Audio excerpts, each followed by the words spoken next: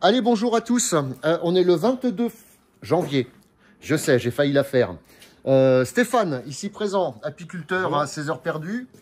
Donc voilà, là on est dans une partie de sa miellerie. Et, Atelier greffage. Atelier greffage. Alors bien sûr, il ne fait pas d'élevage, hein. C'est un apiculteur. Hein. De toute façon, il n'y a personne qui fait de l'élevage, à part nous. Regardez-moi, celle-là. Voilà. Vous voyez ce que c'est, ça? Et tout ça, c'est ce qui a été attrapé. Tiens, on va fermer le bureau et on va fermer la lumière aussi. Parce que là, en fait, on a un frelon qui se balade. Je ne sais pas où il est. Ah, il est là-haut. Il est au-dessus de toi. Voûte. Ah, moi, il fait pas peur. Ah, pas peur.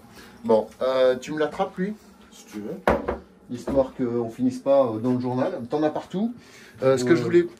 Il est là-haut, là. On va le laisser descendre le carreau. Tu viens nous rejoindre, toi?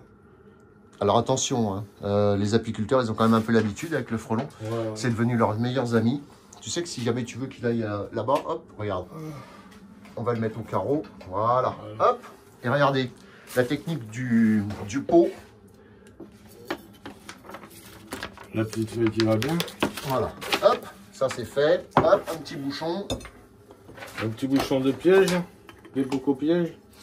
Voilà. Si on n'en est pas fan. Bon, on va en discuter, on va aller voir tout ça. Regardez la quantité, c'est assez énorme. Ben ça, c'est des trucs, et ça, c'est que d'hier après-midi. Que d'hier après-midi. Et on a une température de... Dans les 5 degrés. À part hier qui faisait très bon, il faisait 15 degrés hier. Ouais, d'accord. Mais on est quand même le 22 janvier. Hein. Voilà. C'est ça la problématique. Ouais. Bon, on va faire des tests avec ces frelons là.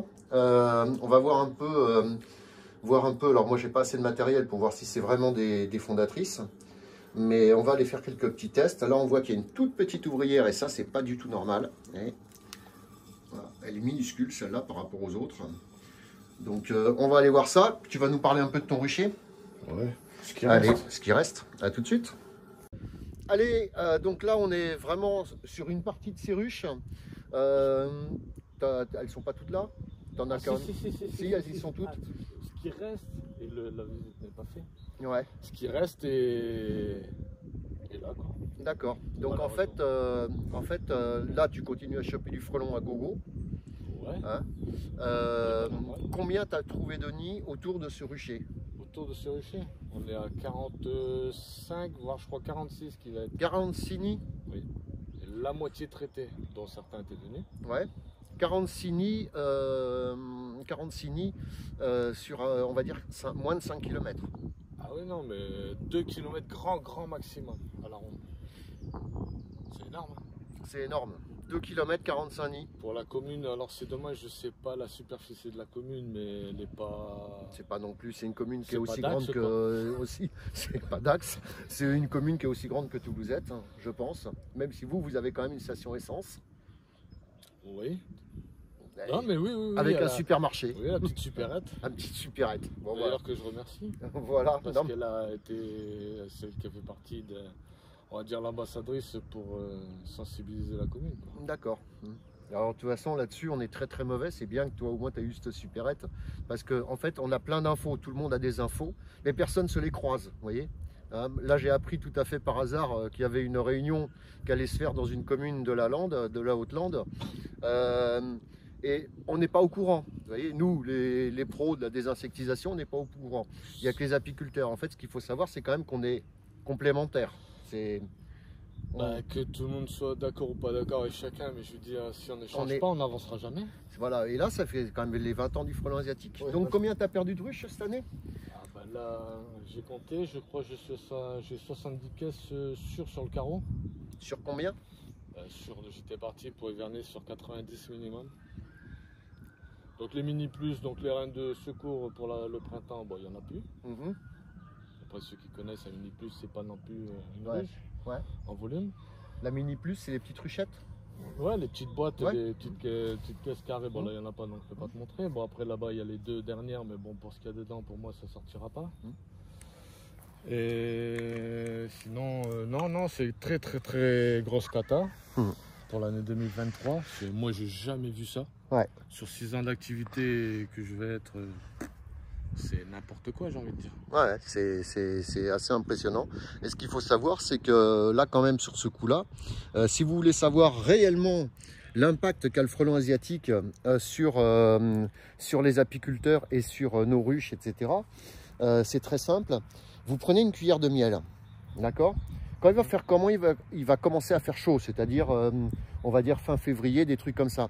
Eh bien, vous mettez une cuillère de vrai miel, hein, je ne parle pas de certains trucs oursons ou je ne sais quoi, du vrai miel, vous savez, du miel des apiculteurs, du miel des abeilles, pas du concentré de glucose, quoi. Pas du miel réchauffé, quoi. Voilà, ou pas du miel réchauffé.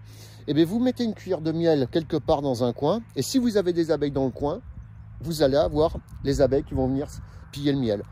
Cette année, je pense que ça va être compliqué quand même. Cette année, ça va être compliqué. Donc, ça veut dire que si jamais vous n'avez plus d'abeilles dans le coin, qui viennent sur votre miel, ça veut dire à ce moment-là que, eh ben, il n'y a plus de colonies d'abeilles. Voilà. Hein.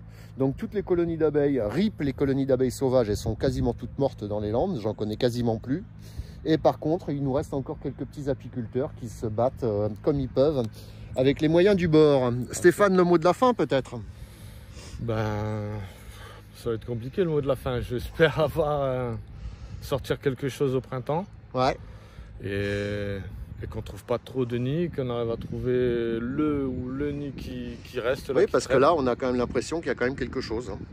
Enfin, moi, je sais pas, c'est mon regard à moi, mais bon, quand je vois trouver encore autant de frelons, là, au 21 janvier, c'est quand même...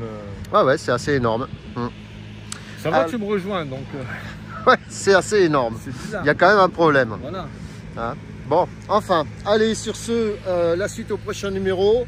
On a le patapam qui passe. Alors attention, c'est convoi exceptionnel.